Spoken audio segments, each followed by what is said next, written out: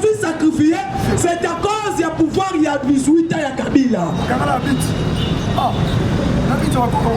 Nayebi Sibino, bakuti John Numbi aliaka sexe ya basi na ya mibali. Na lole mona motema. Balaki songo na TV. Peuple congolais réaction ezatera. Et na ngoma kambole kakala. Kimbuta boma boteti boyebi histoire. Est-ce que papa général boteti mpola zalaka na ona motema boyebi yango? Boyebi perdre un enfant de 29 ans. Général Botet a perdu moins de 29 ans. Bon, histoire, il y a perdre moins de 18 ans. Si tu as vu papa, il y a un chef, il y a un boma, il y a un kata, il y a un sexe, il y a un numbialia.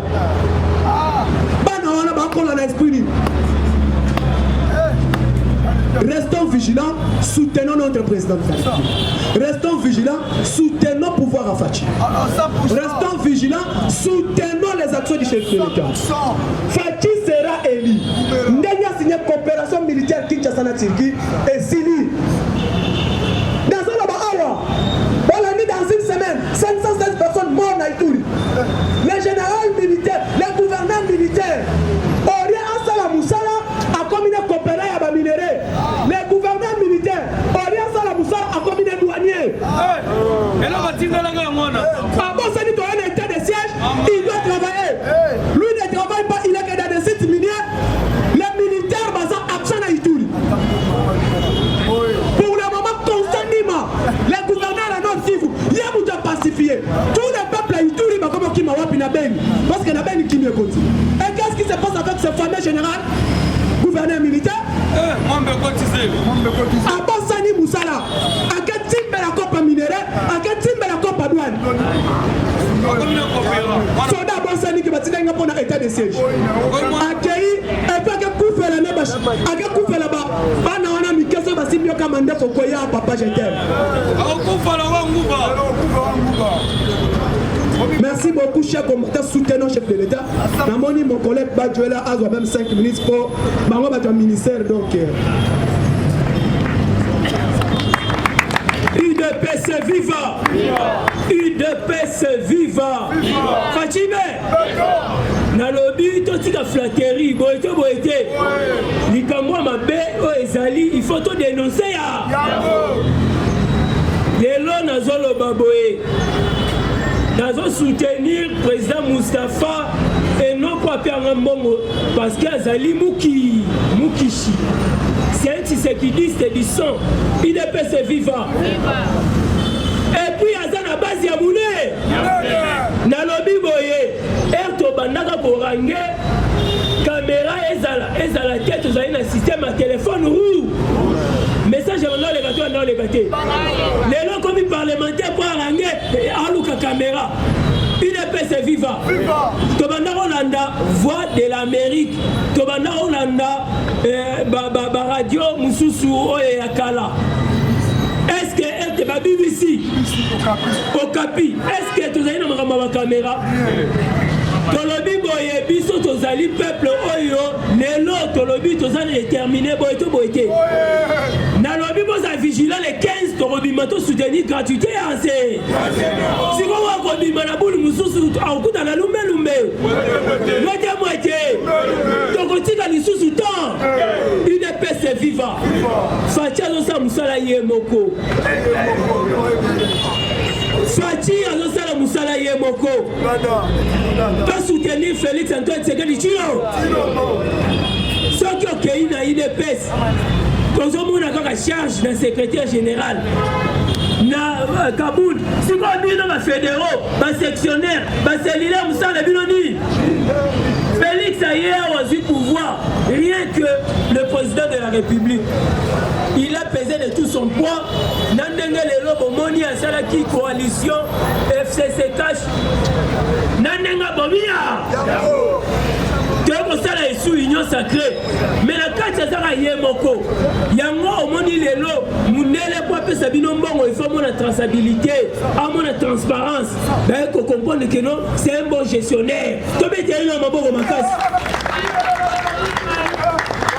Batuma comprenez qui rôle ya Gilles Alingete que lelo Gilles Alingete azali pronominé lelo na États-Unis azu déjà brevet na ye oyo brevet de mérite na musala sali IDPS viva siko muto bongo yoko le ko finge o fingeleni ngana eba na mate ba détourner mesala c'est grâce à IGF exista depuis quand est-ce que biso to yeba ki IGF mais le longa na yeba na IGF ka ba tie Gilles Alingé IDPS viva na lobi na ba ministre nyonso o bazana ba cabinet ba fungola mi beaucoup de batu ya FCC na kati si abako tuliba batu wana bazo créer ba des zones makasi na kati ya ba cabinet bazo bomba ba dossier o ezali ba dossier ya makasi mais comment yo ye ozi batu wana tiki bango na kati lelo yo zali ministre lelo okomi ko sous-estimer ba combattant na ebisi loboke IDPS viva biso tozanzoso so bina bimali bana na bi nazo ngana parlementaire de avant que na ke cabinet na non lien na ngaka fu IDPS viva et puis la émission na kotika tante même yo za ngayo céléré na kopupolane IDPS viva on est là pour soutenir les chefs de l'État et soutenir ses actions tout ça que mboka etombo maliko IDPS viva to boy makambu ya koflataka batwa oyo tosala eza miziki te oyo mutu akomi elekewa aluki bakamera eza ebele ondo boka bakomba batu simoke esenga mo wani ya sous parlement dégoûté soki ozobanga kodénoncer soki ozobanga kopesa information vanda na nda lelo okomi parlementaire debout mpo tozwi pouvoir toyebisi bino boke IDPS viva bato nyonso batelema oleki bango na mayele te kente batelemi bazoyoka yo ke yo oza spécial te bazali bagrand combattant bagrand na liste bayebi information maka tobetela na biso mona na maboko makasi yango combattant tolobi biso tozala lisu likolo ya nini ye na opesa information te to exhorte bato tolakisa bango mosala au chef de l'état azali kosala. J'ai voulu que soutenons Moustapha, que soutenir le président Moustapha. C'est un garçon, Azali vraiment très déterminé, Azali assidu. Soutenons-lui. Oh, il y a un esprit de tribalisme, et IDPS viva. IDPS a la tendance, il y a tribalisme. yango na lobi ke lobi nde na kopesa information mais na ebisi bino nde base ya IDPS bino base ya Félix Antoine Tshisekedi Tshilombo 2023 na ebisi to kobeta bon tout ça nini. Merci beaucoup. Merci Tony président José. À vous continuer ma sonnerie. IDPS viva. Parlement état de droit viva. Etienne Tshisekedi de Mulumba super héros national viva.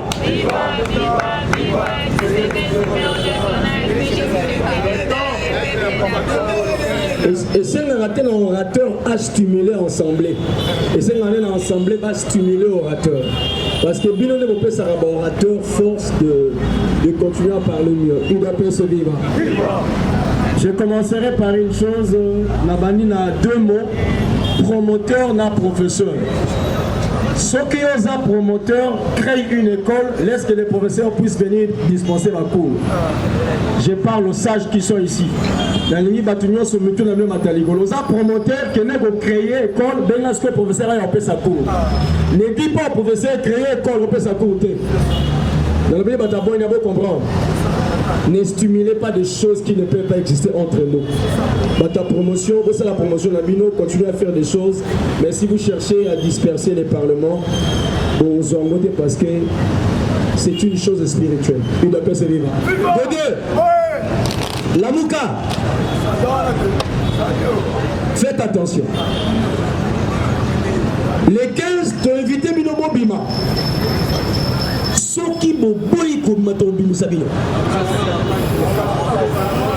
Présentement, on a un combattant ici parce qu'à la Tara Polo a fait Fati. Polo a Félix. Na Tolo, na Batu ya Lamouka.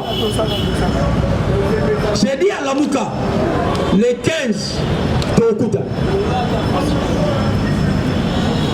Bilobonata Fayoulou, c'est de l'Ata Félix.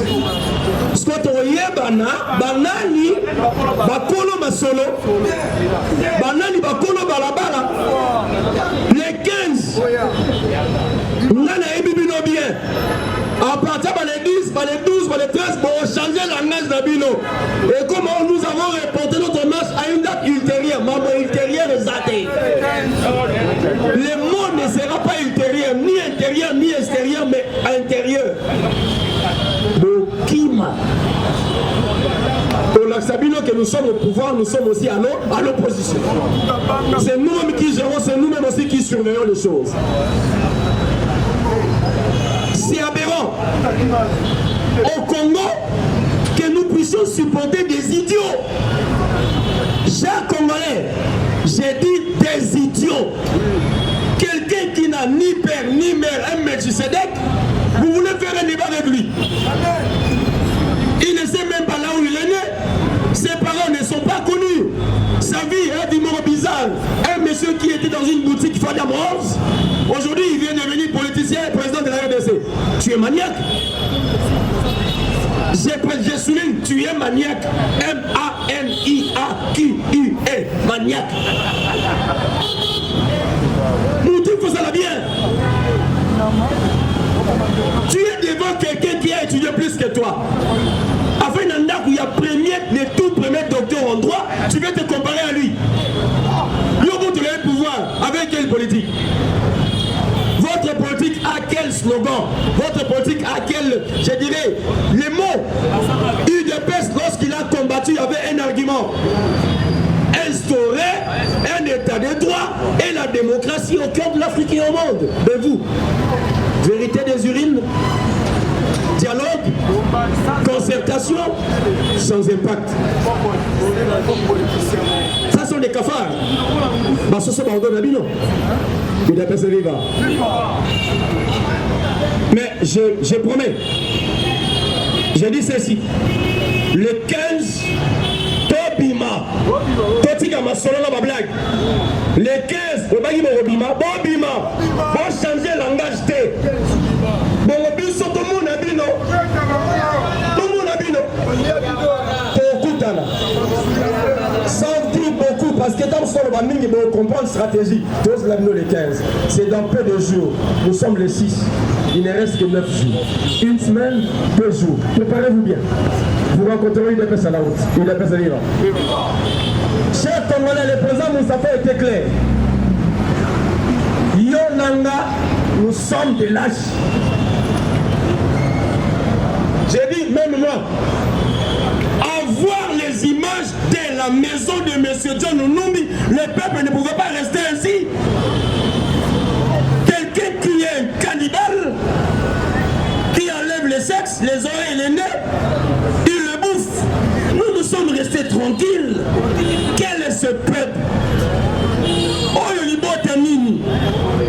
nous sommes ensorcelés ou bien envoûtés. Un monsieur qui a des armes, qui tue les Congolais, dans sa maison trouve des cadavres dans les frigos. Et des parties, la partie corporelle. Oh, il y a bon maman à 4 frigos, c'est qu'ils mangent ça par semaine.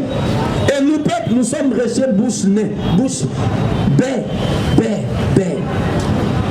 C'est que nous savons seulement Fatih Bé. Non, Fatih Béton c'est bien, mais réagir aussi c'est mieux. IDPS vivant. On doit réagir.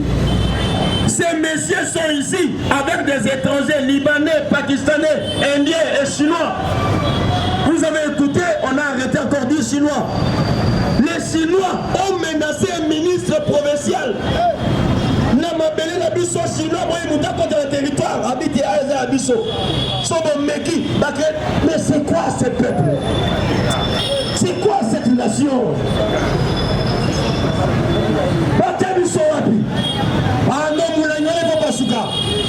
Qui soit là, voici la puissance.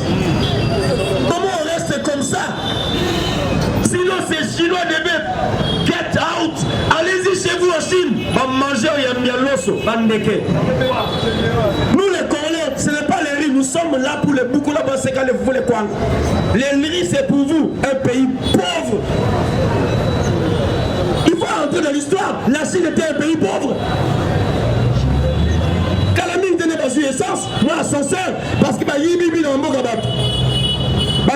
dans territoire, dans matière, il va créer la Chine aujourd'hui. Ce n'est pas un pays riche. Il est pas vivant. J'ai quelques listes ici. À Cage, à Fundi, 30 compagnies chinoises.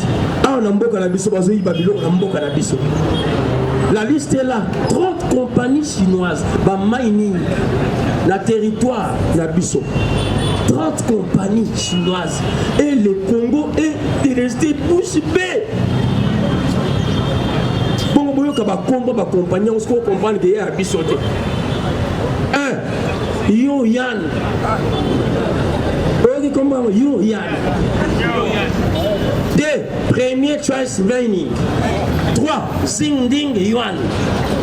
4. Mining War. 5. Shanxi Dikwang Overseas. 7. 6. Centre Ressources. 7. Tiading Ren Société Anonyme à Responsabilité Limitée. 7, 8, Mali, Yetu, Scoop. 9, Combined Mining Company. 8, Kimia Mining Investment. Solani, New Mineral Investment. Paola Pimenta Solange. Glory Mining.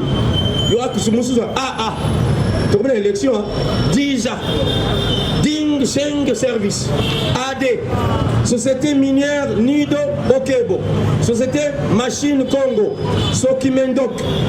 Mungano na Mandele.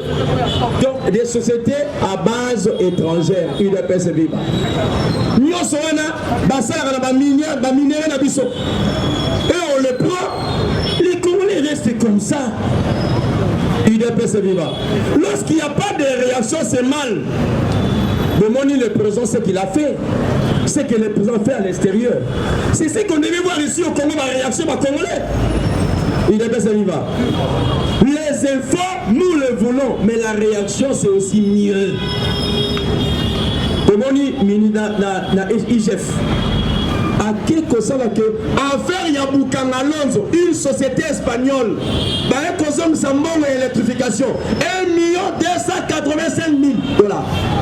Maman Boukanga Alonso, société espagnole a remboursé bon Banyaki 1 280 000 $. C'est quoi c'est qu'il y a eu pression. Il doit persévérer. La pression fait que la société espagnole a remboursé l'argent. La liberté, la prison, la caisse, il y a l'État. Et là, on dit que Fatih a la ligne. Parce que non, le présent sort pour que Abenga investisseur, c'est ce que fait le président de la République. Il doit pas se vivre. Lorsque le président sort, mais on dépense l'argent. C'est le président de la République. Il mais tant qu'il y a son il rentre aussi avec l'argent. Dernièrement, le ministère de la Finance, parce qu'il a sorti à présent la rentrée. Le président, il nous a amené 2 millions $. Oui, mais comme Manaïk a sorti le monde à 2 millions $. Oh, il y a une rentrée. Peut-être qu'il y a investissement, il y a Italie. Mais aussi investir en Allemagne. À Otisco, la Turquie, avec le président Erdogan. Tamba Sololi, Boulani, le président turc. Tous ceux qui rencontrent Fatih disent que c'est étonnant d'écouter ces messieurs. Donc il convainc.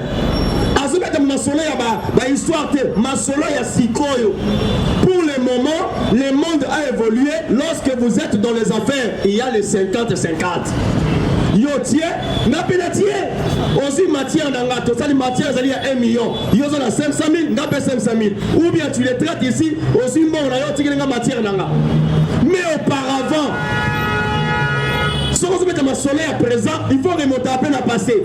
Auparavant, lorsqu'on prend l'or or brut va dire les potopoto bazora na or brut oto benga or noir na 4 il y a or noir et misaka pétrole kérosène essence gazole et le construit à goudron mais comment on a basé or brut bino ba congolais ba pesi bino goudron donc kérosène ya bango essence ya bango pétrole ya banyoso ya bango oyebi ekutaka combien et si on va passer le goudron il vient encore taxer le prix mais c'est quoi et d'après c'est vivant fatia le but est tant bossu en 50 yabino 50 yabiso donc partage égal à égal.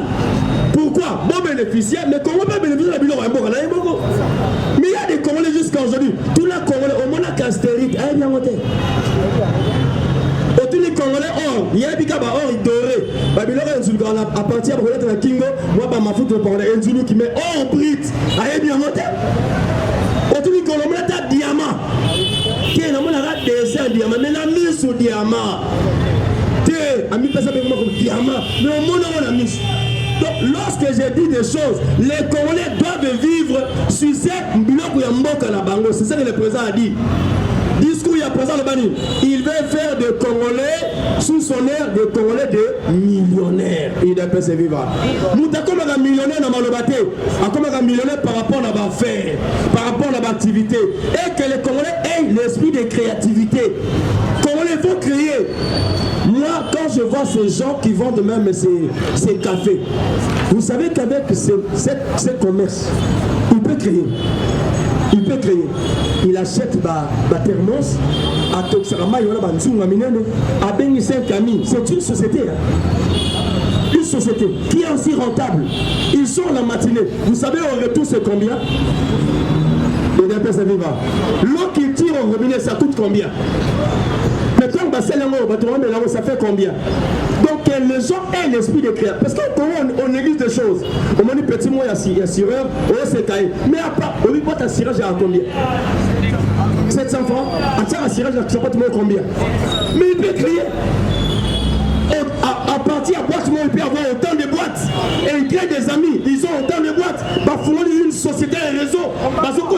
C'est ça la créativité. Il est pas vivant. Ce qui manque aux Congolais et que les présidents sont à niveau. Il est pas vivant. J'ai dit pour aujourd'hui, je vous remercie. Bonne journée à tous. Bon appétit, bonne cure d'eau. À nous revoir demain. De bonnes choses. Une histoire à écrire avec des lingots d'or dans les annales des femmes vertueuses. La création du trophée M. Kassalou par la Lisadel. Trophée M. Kassalou, se reconnaître le mérite de la veuve de l'opposant Étienne Tshisekedi Wamulomba. Femme d'honneur, femme forte, femme vertueuse, artisan des héros que l'on veut de vive voix. La grande première édition consiste à la remise officielle du trophée aux mains propres de Marthe Kassalou Tshisekedi fin avril 2021 à l'hôtel Béatrice à Gombe.